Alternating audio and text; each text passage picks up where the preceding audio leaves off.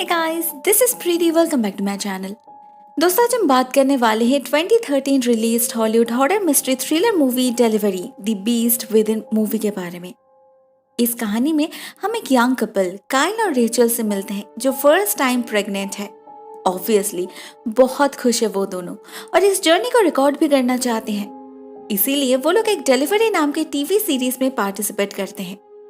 ये series specially उन couples के बारे में है जिन्हें प्रेग्नेंट होने में कई सारे डिफिकल्टीज का सामना करना पड़ा है। रेचल और काइल भी उन्हीं में से एक है। इससे पहले ऑलरेडी उनका एक बार मिसकैरेज हो चुका है, शायद इसीलिए वो लोग इस बार एक्स्ट्रा केयरफुल है। लेकिन क्या सिर्फ सावधान हो के हम इंसान किसी अनहोनी को टाल सकते हैं? नहीं, इस कपल के साथ भी यही हुआ था और ये फिल्म उसी अनहोनी के बारे में है। रेचल को हम पहली बार देखते हैं जब उसका दूसरा महीना चल रहा था। काइल उसे डॉक्टर शोर के पास ले जा रहा था चेकअप करवाने। दोनों ही थोड़े से टेंस्ड लग रहे थे क्योंकि लास्ट टाइम अराउंड इसी समय रेचल का मिसकैरेज हुआ था। लेकिन जब डॉक्टर शोर ने फाइनली कंफर्म कर दिया कि उनका बच्चा सेफ है तो उनके खुशी का ठिकाना नहीं रहा। उसी दिन उन लोगों ने एक अनाउंसमेंट पार्टी अरेंज की जिसमें सारे दोस्तों के साथ साथ रेचल की माँ बारबरा भी प्रेजेंट थी। सभी खुश थे उनके लिए, इवन क्रू मेंबर्स भी। मगर ये खुशी ज्यादा दिनों तक टिकी नहीं। कुछ दिन बाद ही उनके साथ वही हुआ जिसका डर था। रेचल का फिर से एक बार मिसकैरेज हो गया। डॉक्टर्स ने बहुत कोशिश की मगर उसके बच्चे को बचा नहीं पाए वो लोग। रेचल और काइल दोनों ही पूरी तरीके से टूट चुके थे। ऐसा लग रहा था जैसे जीने की सारी उम्मीद ही हार चुके थे वो। लेकिन अगले दिन ही एक मिरेकल होता है। अचानक रेचल को ऐसा फील होने लगता है जैसे सब कुछ ठीक है। अपने अंदर उस नन्ही सी जान को फिर से एक बार फील कर पा रही थी वो। इमीडिएटली अल्ट्रासाउंड परफॉर्म किया गया एंड रिजल्ट देखकर डॉक्टर भी हैरान रह गए। सच में ही बच्चे का हार्ट बीट कर रहा था। मगर ये हुआ कैसे, किसी के पास कोई जवाब नहीं था। ना किसी ने पूछा। सबने मान लिया ये बच्चा भगवान की देन है। इवन रेचल ने खुद भी ये कहा कि उस रात हॉस्पिटल में उसे किसी और का प्रेजेंस फील हुआ था। शायद वो कोई एंजल थे या फिर भगवान खुद। 2 दिन बाद ही रेचल को डिस्चार्ज कर दिया गया। वो काइल के साथ घर आ गई और उसके बाद ही शुरू हुआ असली खेल। सब कुछ बहुत तेजी से बदलने लगा था। छोटा ही सही मगर इस बदलाव को सबसे पहले नोटिस किया इस सीरीज के डायरेक्टर रिक ने। कैमरा के पीछे रहने के कारण और मैक्सिमम समय उनके साथ रहने के कारण वो उन सारी चीजों को देख पा रहे थे जो काइल इग्नोर कर रहा था। उनके कैमरास में अचानक से बहुत ज्यादा ग्लिचेस आने लगे थे। एग्जैक्टली हॉस्पिटल वाले रात के बाद से ही, सिर्फ और सिर्फ रेचल का आसपास। उन्होंने ये भी नोटिस किया कि रेचल को देखकर कुत्ते बहुत भौंक रहे हैं। उनकी पेट डॉग मेडन भी। एक बार तो उसने रेचल के पिलो के ऊपर सुसु भी कर दिया। काइल को लगा घर में इतने सारे लोगों को देखकर शायद उसे कंफर्टेबल फील नहीं हो रहा, इसीलिए वो ऐसा बिहेव कर रही है। तो उसने अगले दिन ही नया घर ढूंढना शुरू कर दिया। मगर ये काम भी आसान नहीं रहा। पहले कुछ घर तो रेचल को पसंद ही नहीं आया और जो आया उस घर की लेडी रेचल को देखकर ही चिल्लाने लगी। किसी को उनका लैंग्वेज तो समझ नहीं आया मगर वो रेचल के पेट की तरफ देखकर चिल्ला रही थी। एक चाकू लेकर उसे घर से भगाने लगी थी वो। ये सपने देखा था। बाद में रिक को पता चला वो लैंग्वेज आर्मेनियन था और वो लेडी जो बोल रही थी उसका मतलब डेविल है। रिक ने काइल से कुछ नहीं कहा क्योंकि उसे लगा उस लेडी की तबीयत ठीक नहीं थी। और इसके कुछ दिन बाद ही रेचल और काइल को उनका नया घर मिल गया। वो लोग शिफ्ट कर गए इस उम्मीद के साथ कि इस घर में सब कुछ ठीक होगा, मगर ऐसा हुआ नहीं। उल्टा सब कुछ बदतर होने लगा।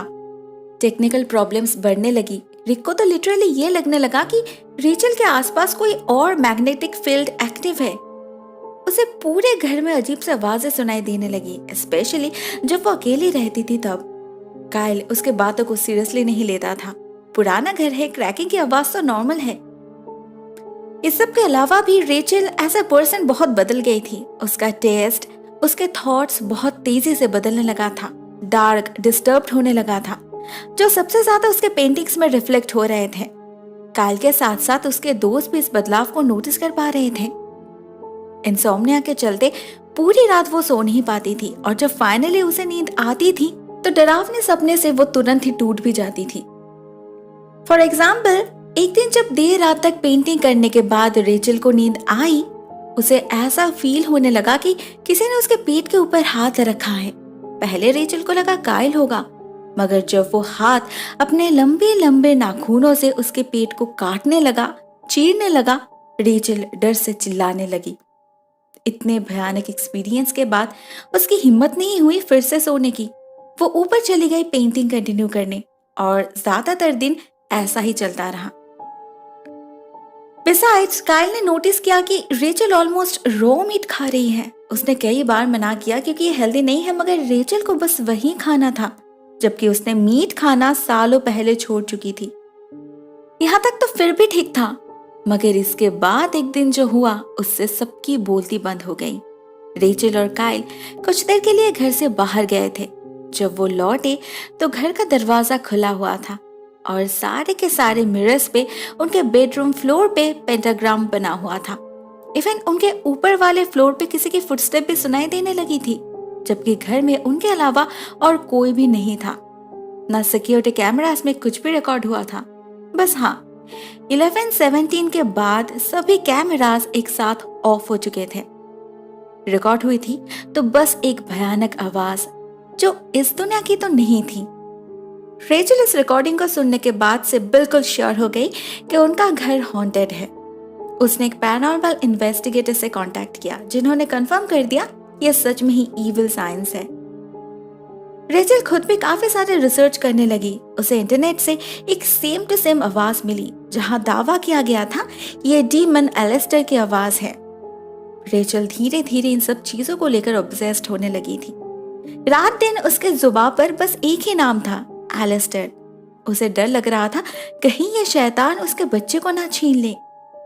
किसी को समझ नहीं आ रहा था ये उसका पागलपन है या फिर सच, क्योंकि अगर सच है तो रेचल बहुत बड़े खतरे में है। एलिस्टर इतने आसानी से उसका पीछा नहीं छोड़ने वाला। रेचल को लगने लगा था कि ये डीमन उसके बच्चे को ले जाना चाहता है। उसने कायल से भी बात की, मगर किसी ने उसके बातों को सीरियसली नहीं लिया। सबको लगा प्रेगनेंसी सिम्टम्स है, साइड इफेक्ट्स है। ऐसे ही दिन बीतने लगे और देखते देखते प्रेगनेंसी का 6वां महीना आ गया।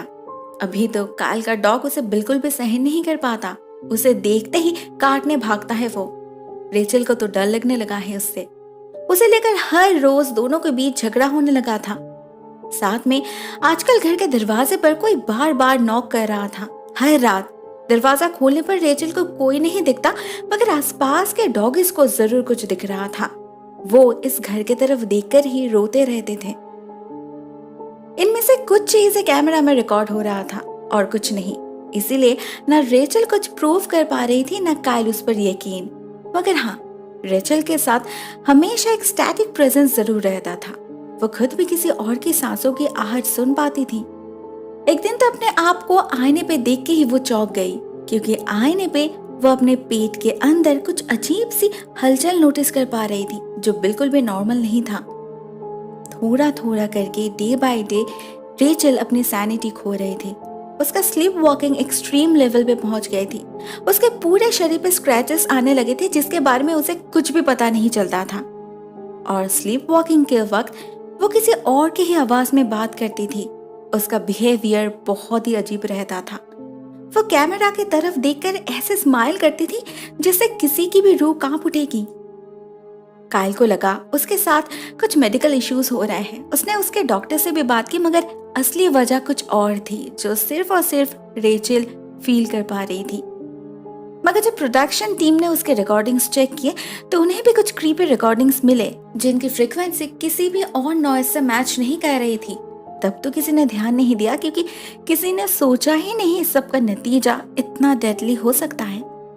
इसके कुछ दिन बाद ही रेचल का बेबी शावर अरेंज किया गया। इनिशियली सब कुछ ठीक रहा, सबने एंजॉय भी किया, लेकिन सबके निकल जाने के बाद जब कायल क्लीनिंग कर रहा था तब अचानक ही उसे रेचल की चिल्लाने की आवाज सुनाई दी।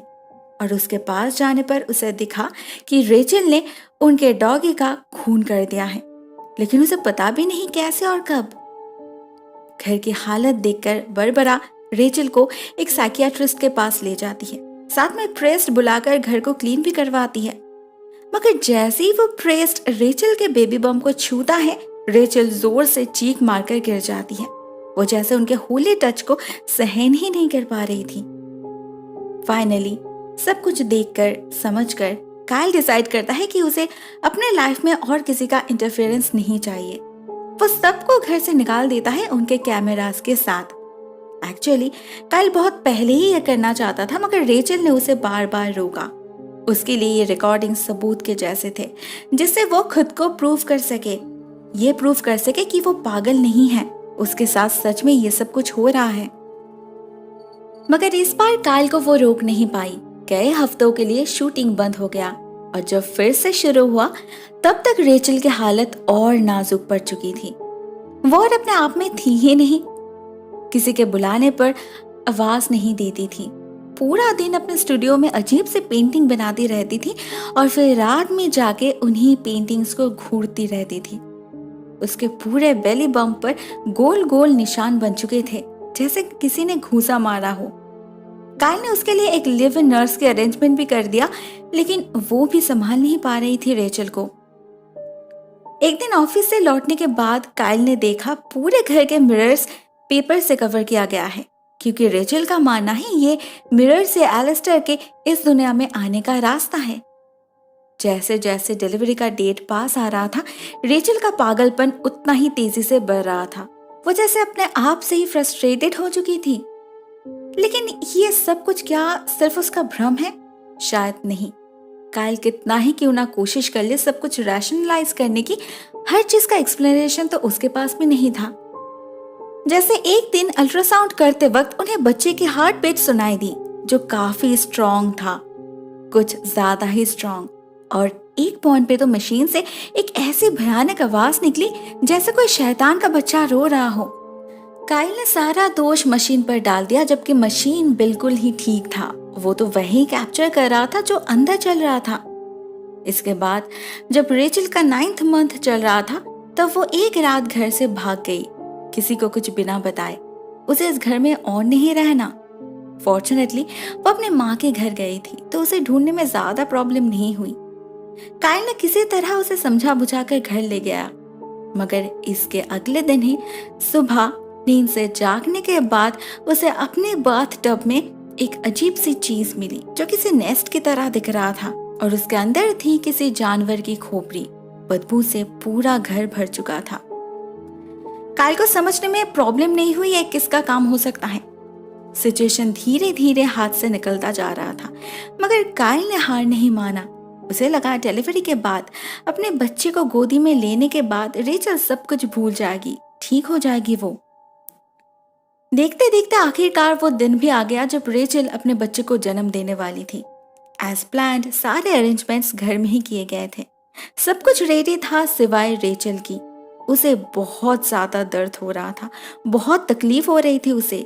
ये लेबर पेन से कुछ अलग था, ज्यादा था। उसकी तकलीफ देखकर तो उसकी अपनी माँ तक डर गई थी। बाहर का वेदर भी इक्वली डिस्टर्ब्ड हो रखा था। डॉगेस भी भौंक रहे थे। हर तरफ अनहोनी का संगीत फैल चुका था। ऐसा लग रहा था जैसे कयामत आने वाली हो। उसकी तकलीफ देखकर डॉक्टर उसे हॉस्पिटल ले जाने की बात करते हैं, मगर उससे पहले ही घर की सारी लाइट्स ऑफ हो जाती है। अंधेरे में रेचल इतनी डर जाती है कि वो चिल्लाने लगती है। उसे शायद कुछ ऐसा दिख रहा था जो बाकी लोग नहीं देख पा रहे थे। उसे अपने साथ किसी डीमन का प्रेजेंस फील हो रहा था, एलिस्टर का। अचानक उसे कुछ होता है, किसी किस्म का झटका लगता है उसे। उसका पूरा शरीर अजीब तरीके से बेंड हो जाता है, जो किसी प्रेग्नेंट लेडी के लिए इम्पॉसिबल हो। और उसके चीख वो भी नॉर्मल नहीं रहे थे। उसके अंदर से जैसे कोई और ही बोल रहा था। सारे के सारे कैमरास भी साइमल्टेनियसली ग्लिच कर रही थी। कुछ भी क्लियरली कैप्चर नहीं हो पाया। एक ऐसे सिचुएशन में रेचल ने अपने बच्चे को जन्म दिया, एक हेल्दी बेबी बॉय को। सभी खुश थे, एक दूसरे को कॉन्ग्रेचुलेट कर रहे थे सिवाय रेचल के, क्योंकि शायद सिर्फ उसे ही पता था उसने किसको जन्म दिया है। ये कोई नॉर्मल बच्चा नहीं था, खुद शैतान था, एलिस्टर। इसे वो जिंदा नहीं छोड़ सकती, तो वो उसी वक्त उस न्यूबॉर्न बेबी का खून कर देती है, एक चाकू से उसका गला काट कर। किसी को कुछ समझने से पहले ही सब कुछ खत्म कर देती है वो। दोस्तों मेन प्लॉट यहीं पर एंड हो जाती है। बाद में स्क्रीन पे दिए गए मैसेजेस से हमें पता चलता है इस हादसे के बाद रेचल को साइकियाट्रिक ट्रीटमेंट के लिए भेजा गया था, जहां 2 महीने रहने के बाद उसने सुसाइड कर ली थी।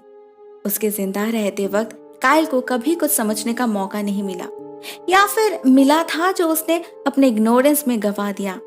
उसने कभी भी रियलाइज ही नहीं किया कि उसकी पत्नी किस मुसीबत में फंस चुकी है, या फिर वो जो कह रही है उसमें कितनी सच्चाई है।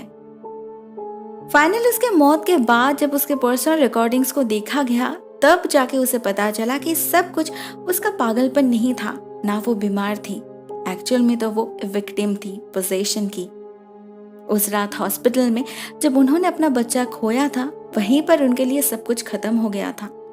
जो लौट आया था वो कोई भगवान की देन नहीं, शैतान का बच्चा था वो, जिसने रेचल के मरे हुए बच्चे के शरीर को अपना शेल्टर बनाया था। रेचल ने सही कहा था, उस रात उस कमरे में कोई और भी था, एलिस्टर।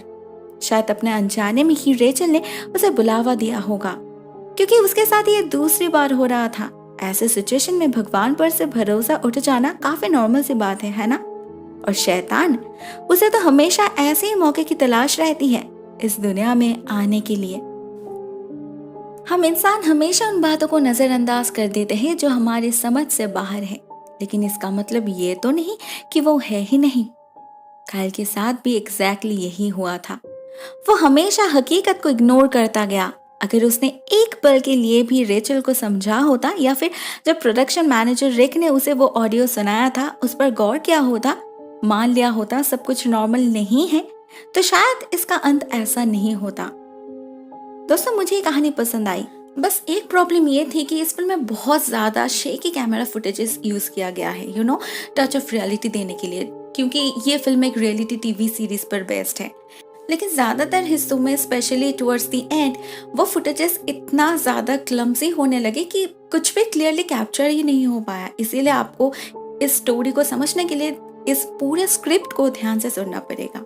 मैंने भी वही किया, मैं आपको भी वही सजेस्ट करूंगी। बाकी सब ठीक है। आपको वीडियो कैसी लगी write down in the comment section. आज के लिए बस इतना ही दोस्तों। Thank you so much for watching this video. बहुत जल्द मिलते हैं किसी और नए वीडियो के साथ। तब तक के लिए टेक केयर, टाटा।